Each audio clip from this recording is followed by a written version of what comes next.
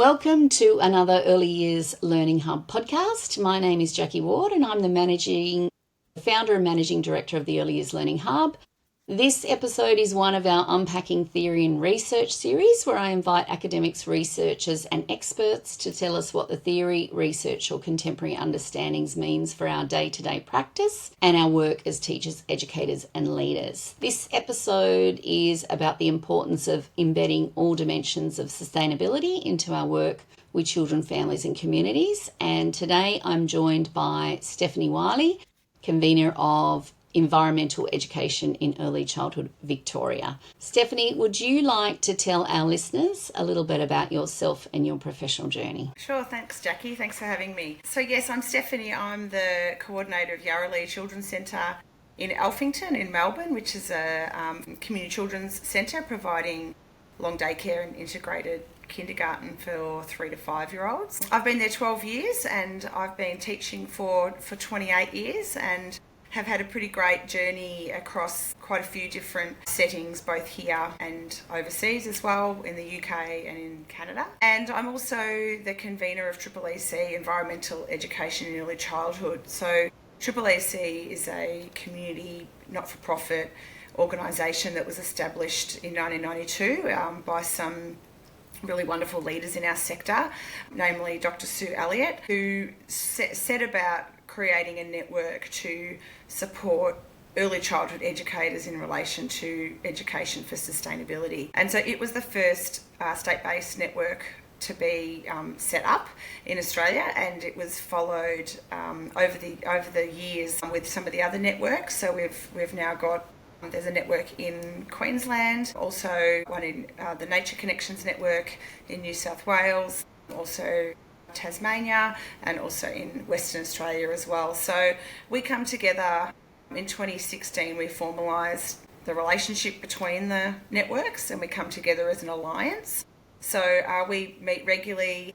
We're also meeting with ASEQA and supporting ASEQA to be implementing the new sustainability principle, which we were big advocates for. Of course, I'm very, very pleased to get that as part of our framework.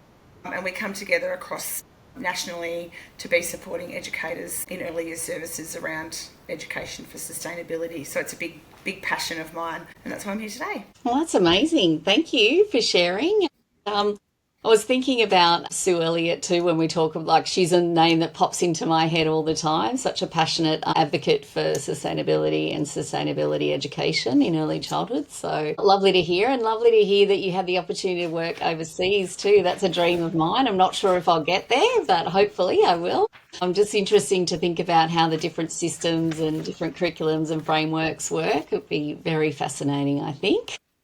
Yeah, and thank you so much for joining us on the podcast. I'm really keen to unpack this topic a little bit more from that sort of understanding of the concepts and the theory and the research behind why it's so important for children. So sustainability as an important concept for young children. Why in particular connection to nature and country, specifically stewardship and conservation, do you think so important? Like, why is that important for young children to learn? Yeah, well, it's really important for them to learn those sorts of things as they're young, as they do some of their other early skills. We know that, earlier is better as children are developing their understanding about the world around them, and as they move into their early years settings, they're moving from their home setting, they're moving into their next stage in their community. And with that becomes a broader understanding of the world, and it's a perfect way as they become more curious about the world around them and the world outside their own home and their own family, that they're able to explore that. And as we know, children learn best through hands-on exploration, and education for sustainability connects very seamlessly with hands-on learning. So it's environmental education has been around for a long time.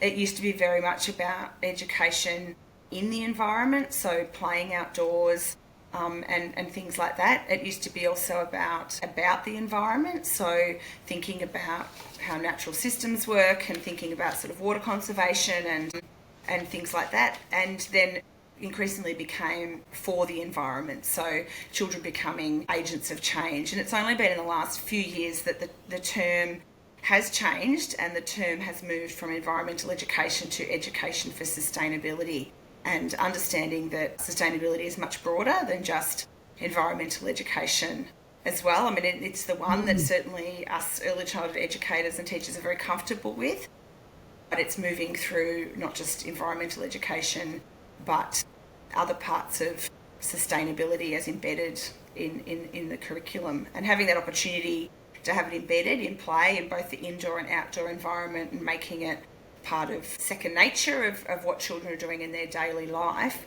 has more of a possibility for it to be embedded and sort of be passed on through a ripple effect, sort of through the home environment as well, and hopefully into their early years, school settings and things like that as well. Yeah, I couldn't agree more. And I think that idea of, learning outcome number 2, there's lots of talk about not just environmental responsibility, but also that interdependence of things and living systems. And, there's a lot of, whilst it's not labelled this, but there's a lot of civics in that, in terms of your responsibilities as a person to groups and rights and responsibilities. And I think sustainability is a big connection to that kind of notion that we all have a responsibility to care for our world, don't we, and encouraging children that they are stewards of their future environments, aren't they, Yeah, absolutely. And that, I think the sector has gotten quite comfortable with the use of the term agency now, and so I think there's a lot of that with it as well. It does provide children with a lot of agency to be making decisions about things that are real and relevant to their lives, and how that they can make impact at a local level as well. Research shows that children can often know about what's going on the other side of the world through their sort of digital media and things, but they don't always know what's going on in their own sort of gardens. So really bringing things back down to that really local, hands-on level is really important. Yes, and understanding what's possible in terms of recycling and reusing within their own community, because there's different programs and different things available, isn't there? But I'm always surprised at how knowledgeable children are. One of the things that, because I've had a bit of a gap in, doing policy roles and other roles, to come back to go, yeah, these little people know so much about so many things. And I think in the past, years and years ago, people were always a bit reticent to go down the sustainability path, I think, because they thought those ideas were a little bit complex for the young children. But I think they're very interested to engage with those notions. Yeah, 100%. And we see that all the time when they're given the opportunity to create, solutions for some of the problems that, come up. They've got great ideas. And there was a good example in one of the... I also teach a bush kinder program, which we're going to be talking about in another podcast, but where we do it, there's turtles in the parklands, and the ranger had said to us, we've got a problem because helpful people keep picking up the turtles and taking them back to the water, and the turtle's taken all day to get where it's going, and it's frustrating. Well, they put it in a box and they bring it over to the office, and we spoke to the children about that, and the children said, well, they need signs. Like, how do the people know not to do that?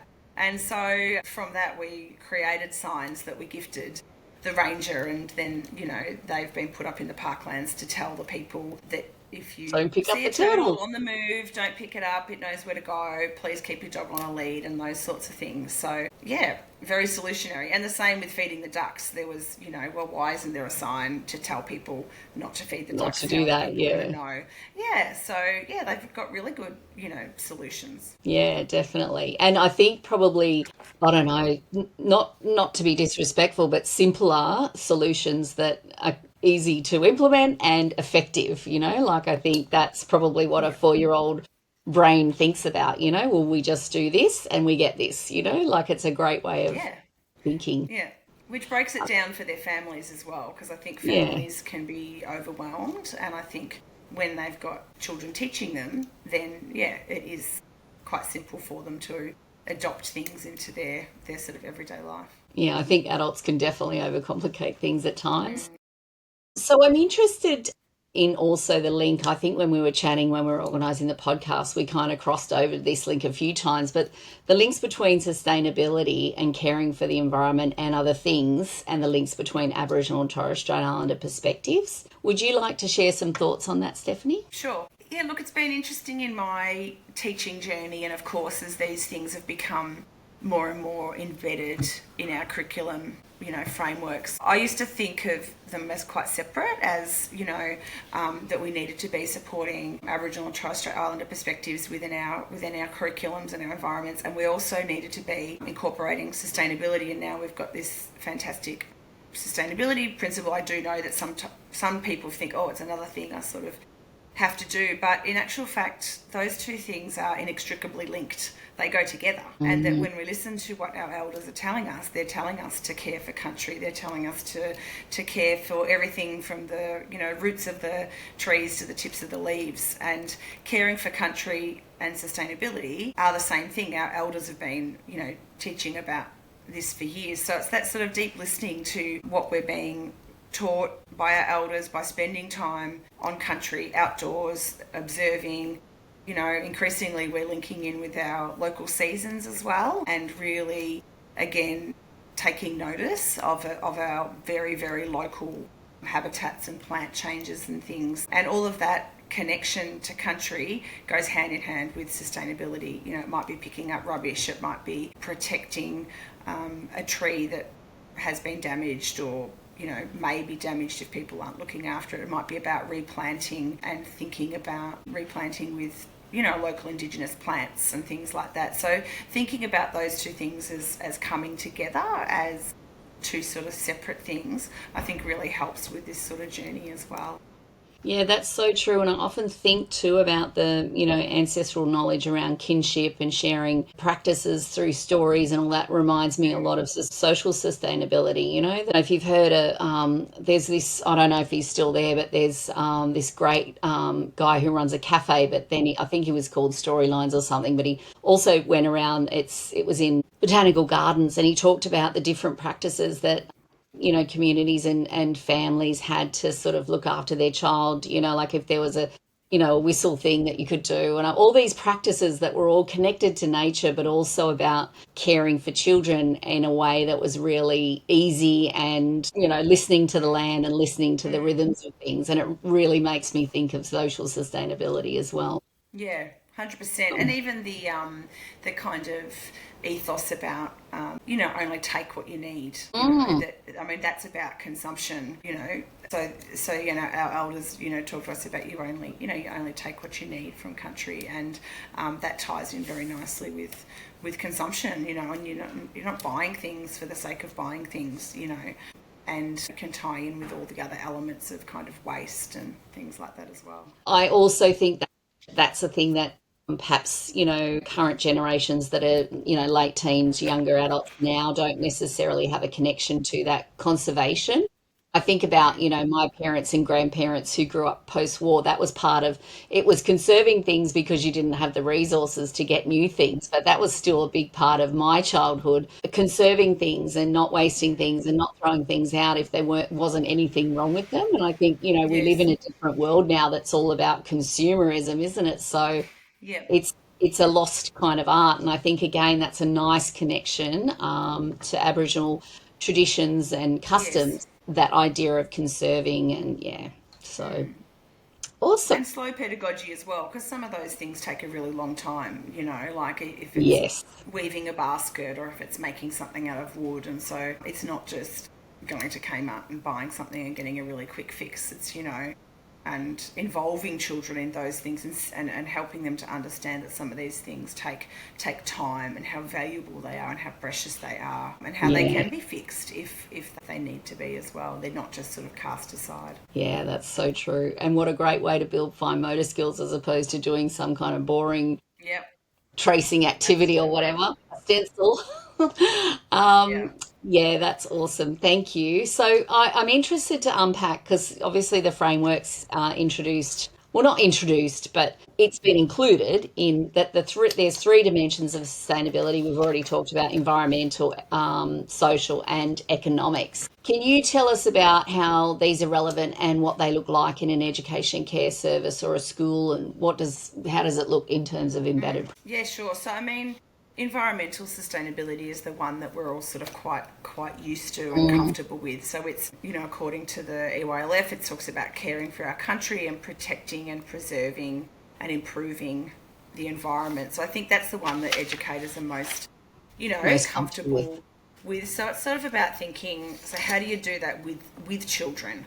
And so it's not just happening, outside of after hours or, on working bees or those sorts of things. How is that happening with children? How are you showing that kind of respect with the children?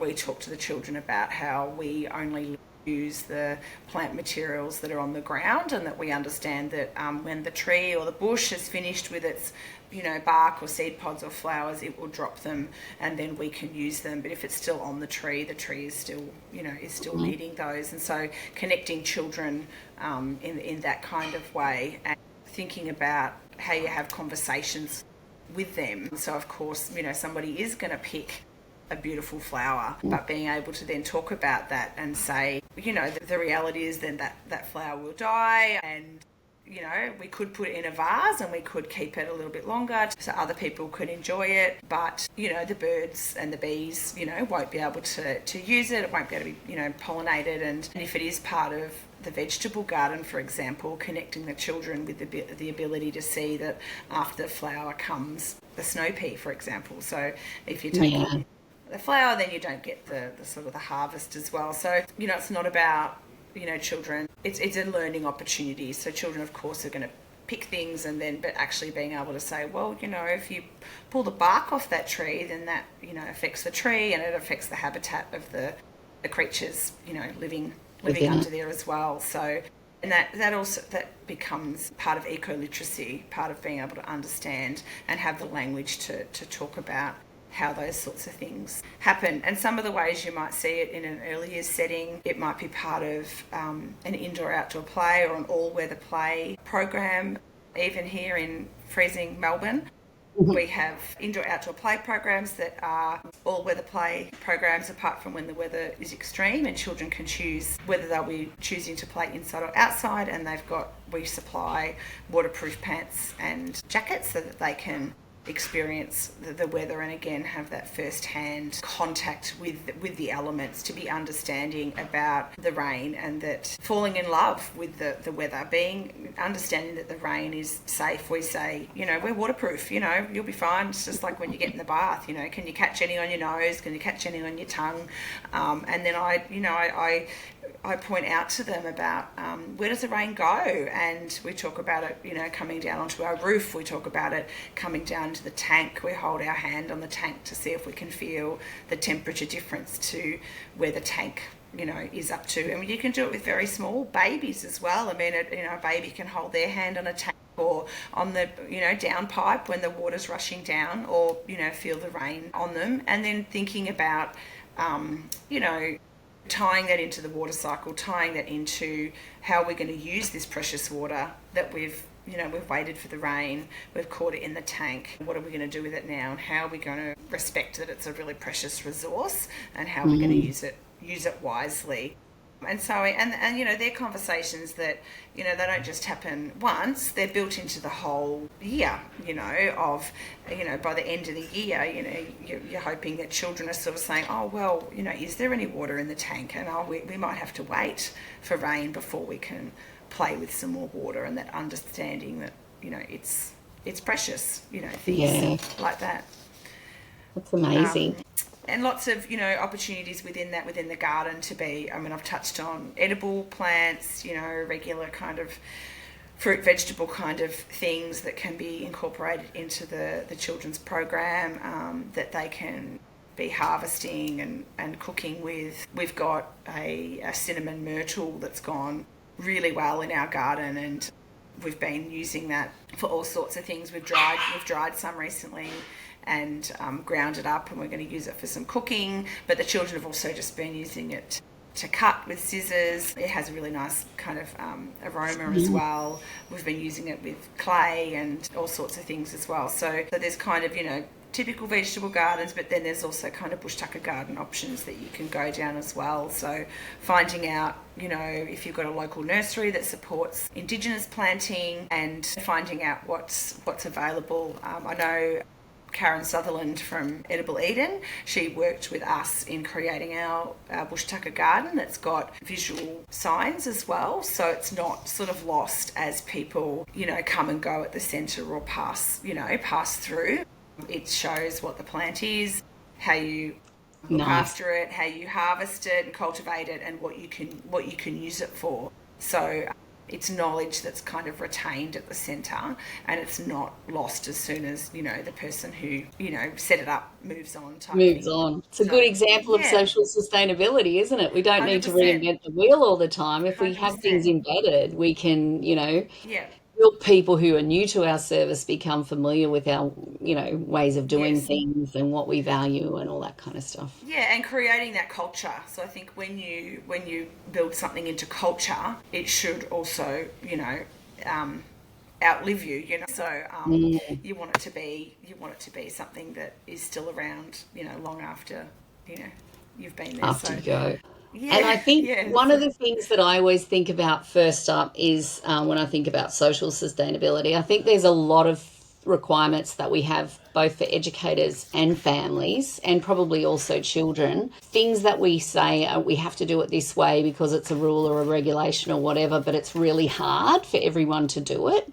I think to me, if you're really committed to social sustainability, you go, okay, well, there must be a different way to do it if everyone finds this thing, whatever it is, documentation, accident reports, whatever, I don't know. We There might be another way for us to be able to meet the requirements, but do it so it's easier for everyone. Because I yeah, feel like there's a lot of things in our early childhood services that everyone finds hard, and I don't think yeah. that doesn't support a great place to work either, does it? Yeah, and social sustainability, with that staff well-being lens is a really Mm, important one um, that you raise, because social sustainability, sort of according to the EYLF, it talks about inclusion and living peacefully and fairly and respectfully together in both local and global communities. And we as educators, we're part of that, and so it is really important to be thinking about the educating teams as part of the importance of social sustainability, and how we can be, as you said, Jackie, coming up with solutions together that, working out, what are the non-negotiables, but what are the things that we can do to support wellbeing for educators, in times that can be quite challenging and quite overwhelming as well.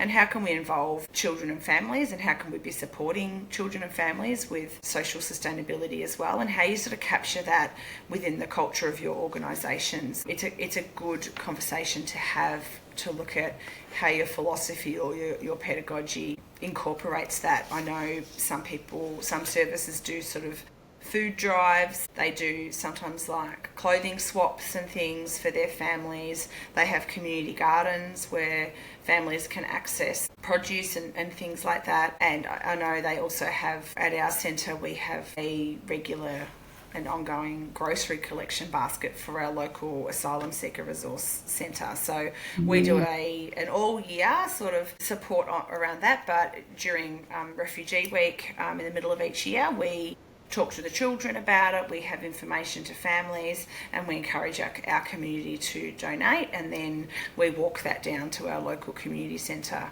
with the children, and that's part of, so I think a lot of these things are already happening. I think some people have been a little bit like, oh, what is social sustainability? But a lot of these things, they fit very nicely with social justice mm. headings and things that have been happening. And I think when people sort of have a look at that, it's a little bit like, oh, yeah, we do that. And I think a lot of people have found that there are things that they do that that are incorporated into social sustainability, but they may not have sort of realised that. Yeah, that's for sure. And also a really good example of just meaningful engagement with your community, isn't it? What are your community's needs, and how can Yeah. we help children and families be involved in supporting and caring for people in our community? I love that. And I love that connection between well-being, because I couldn't agree more. The thing that you can do to support my well-being is make my job easier if possible. You know what I mean?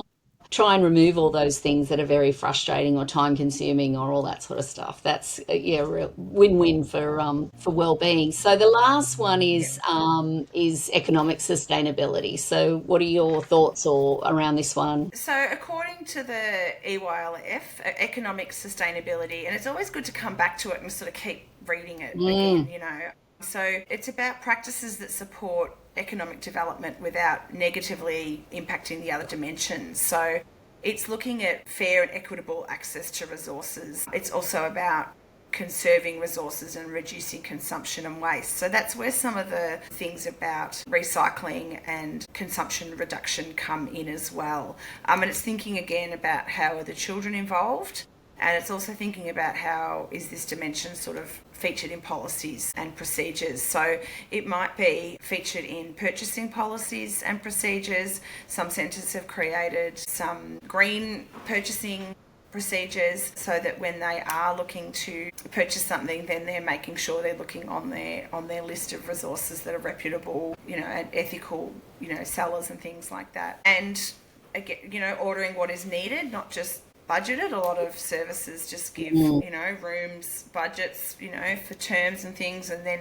it's just spent, or, you know, the catalogue turns up on your desk and people just buy from it. But it's actually just about mm, thinking what you need, not just you know, what would be nice to have, or how can I spend the allocated budget and things like that. But networking with others, so if you're in a bigger centre, networking across the rooms, I guess, to see what each other has, or networking across other services. I know with EEC and some of the other state networks, when they get together at a children's centre, we'll often bring things to share. So if I've been donated a whole lot of paper or something, I might bring it and then share it, you know, or somebody else might have a whole lot of fabric and we can bring it and share it. So that opportunity to be sharing resources, yeah, as well, and having a buy-in to that. So it's a shift that doesn't happen overnight. It's a really good sort of conversation to be having at a staff meeting about, you know, how do we currently sort of do our purchasing, how do mm, we currently decide on our resources, and then what are the sort of, you know, things that we should be thinking about. And the way that I see all of the dimensions are as lenses. So I see them as lenses for our decision making. You know, if we are thinking about, for example, our collage table or our construction making kind of table, and we're thinking about resources, and we one by one sort of overlay the lenses to our decision, we're sort of saying, okay, so let's overlay, you know, the economic lens. You're looking at how much does this cost, you know, how long is it going to last, is it and it's a good one for looking at bigger purchases as well, you know, other resources, but can it be fixed if it gets broken, and those sorts of things. And then you're overlaying the social dimension, and you're thinking about, well, you know, where did this come from and who made it? And I know a lot of people are looking a bit deeper these days into natural materials sold in catalogues. Where do they come from? mm. Who has anybody been disadvantaged by these materials being taken from their beaches in third world countries? Asking the question, going back to some of the suppliers and saying, can you tell me where this has come from?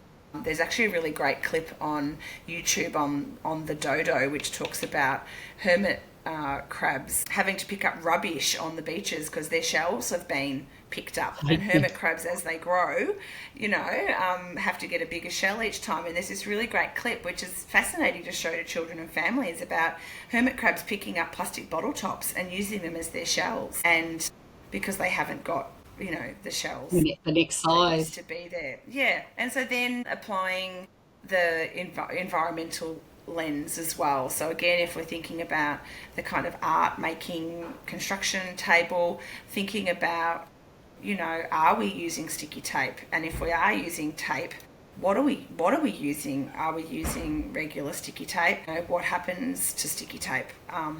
You know, are we looking at biodegradable sticky tape? Does it biodegrade? Can we have a go at checking out if it biodegrades and bury some in the garden and do a bit of experimentation? Are we looking at paper tape that's got adhesive, or recently we've started exploring water-based paper tape, which Mm. is almost like an old-fashioned stamp. You have to wet it in order to stick it, but Wow. it's all environmentally friendly. So once the box construction goes finished with, it can all be biodegradable. And then you're looking at the cost, which then comes back to your economic lens. It's none of these decisions are easy. Yeah. Because you might find something that is really good environmentally, but then Conflicting. it's conflicted, and you come up with ethical dilemmas, which it's tough, but it's an exciting place for staff to be as well, because you've got to nut it out, and someone might be saying, well, I want patty pans from the catalogue, and somebody else might say, well, what goes into making a patty pan? Is that, Mm. is that virgin paper? Like, is a tree chopped down just to make that? And if you're not using it to make, it's designed to cook a muffin in. If you're not using it to cook a muffin in, what are you using it for? And how much water has been, gone Yeah. into it? How much energy has gone into it? Where has it come from? Where's it going to go? And what's our goal for this material? Could it be achieved by, Using something cutting else. up a catalogue, or, something like that? So they're all really, really good conversations to have. Sometimes, all the time you get more questions than answers, but it's really interesting when you start looking and making decisions and overlaying those lenses to the decision making. That's where you can be embedding all of the dimensions of All of the sustainability as well. dimensions. I love that. And I also like to think when I'm thinking of economic sustainability, because, I've got young adults as my children, like, is it Australian made and Australian source Yes. materials to support manufacturing in this country? So there's Yep. lots of things that you could be thinking about and layering. And again, sometimes, as you said, there's conflicting things, and you might go, well, I think this is more important in this instance, or maybe another time that thing is more important because it ticks off a few boxes. You're probably never going to find a solution that meets all of your Yeah, criteria, are that's right. you? Yeah, it's That's about, right. And I think also there's fair trade industry as well, and cottage mm, industry. Like, you can buy things locally at markets, and yes, or there's people that work with other people offshore that they have fair trade, standards with, that are getting the appropriate remuneration for, the items that they're creating. And so, yeah, it's just going beyond the, like, what is cheap, what is convenient, and what I want now, yes. Or and just get some more moving. of this stuff, whatever it is. Yeah. Yeah, or the op shops, they're really great for Mm. materials as well. But yeah, looking at what you've got, finding out what else is available, maybe asking families and things like that, and yeah, using the lenses as decision making opportunities. That's amazing. And I think you've more than covered the next point where we talked about I ideas in probably have. children and learning. So the last one is sustainability resources. So what would you say or refer to people to if they want to get more sustainable in their program practice and service operation? Where would you sort of point them to? I think a lot of people start in sort of environmental sustainability kind of areas, and start with thinking about waste, food waste, and rubbish systems and things like that. I know certainly that was where I started, sort of many moons ago, and thinking about, it's really great, setting it's sustainability is not all about worm farms, but worm farms are still really great to have. Feel So good? setting up a Yeah. worm farm, they're really great for children to have, direct contact with, but not just not being about the adults at the end of the day, but it's about the children. They become knowledgeable and responsible, and understanding that it's their job to take the food waste to the worms, and what the worms can indeed eat, and then checking on that and see what happens, and being able to see the worm castings that are made, being able to harvest the worm juice or the worm tea, and diluting it into bottles. I've had children in the past that have sold that to their families, and then Mhm. we've saved up money to buy something environmental. So we've saved, sold wormly, and then we've gone and bought some new watering cans, for example. Bought something else that is in line with our sustainability sort of objectives as well. So compost bins are also really great. They work really hand in hand with worm farms. It's sort of like we've got both at Yarrowlee, the centre that I'm at. Depending on how much food waste you have, it can be really handy to have, two of those. And so they're a really great way to start, and opportunities to connect with nature, both outdoors and indoors. And the connection to nature piece is really around that really thoughtful discussion about connecting with the country that you're on. So finding out who the traditional owners of the country are that you're on. See if you can find out some information about the local seasons, and really tuning into the local seasons. I know a lot of services really struggle to have anything alive or growing at their service, especially if it's a rooftop and things like that. So I know that can be a real challenge, but even if there can be items in pot plants or things like that that can encourage growth, can encourage insects, the insects encourage the birds, and you can have that kind of life forms, and because that all builds into your eco literacy as well. And if you've got those, then you've got children finding millipedes, for example, and being able to have a conversation about what they are and where they come from. And with that, you can bring in a post-human perspective. So it's not all about us. It's not all about us as the humans, and it's actually we are part of nature, and children, learning that we are part of this, and that it's not just about us, that this is not here, for us, essentially. And I think just having opportunities to think about, probably another good starting point is to sort of have a bit of a look about what you're already doing. Like some of the things that I've already mentioned, people might realise, oh, we already do that, and everybody is on a journey. The journey is, kind of like a spiral, and it just keeps going and going, and you sort of, you never get to the end, it just keeps growing. But I think celebrating small wins and thinking about what we're already doing and what other goals we might be able to work on, and talking to the children about that as well, because they've probably usually got some pretty good ideas too. Yes, yeah, and a great opportunity again to, facilitate their agency to decide on what they want to work on in terms of that caring for the environment and all those things. Well, that And has look, been. I was just going to say the EYLF doesn't have the political and cultural dimensions, even though they are part of the dimensions, the UNESCO dimensions. But it's our work is already political and cultural. So I think we are doing a lot of those things, and children are agents for change. And so opportunities where children can speak up in their environment. I know there's children that have spoken up around waste into their local council, for example, or they've invited the local council environmental department to come in to so they can talk to them about something that they've seen in their local neighbourhood. So I think child's voice in this is super important as well, and very powerful. Yeah, definitely. Well, I think that brings us to a close. Is there anything else that you wanted to share with us or reference before we wrap up? Look, I think get in touch with your local. They're all listed on the Australian Early Childhood Sustainability Alliance website, and links to the state-based organisations. And so you can join up as a member, and when you join up as a member, each of the state-based organisations will provide different sorts of local sort of opportunities. But as an alliance, we're also providing online national opportunities. So we've got 2 webinars that are already available by Dr. Sue Elliott, and they provide a big overall picture about the climate crisis and the context, and actually are very educational for educators to understand the background of why this is important. And we've also got learning circles that are also a collective between the Alliance, and so they're on all sorts of different topics, and the recordings of those are available as well. And we've got another one coming up in October as well. So lots of things going on. So reach out to your local network, I suggest.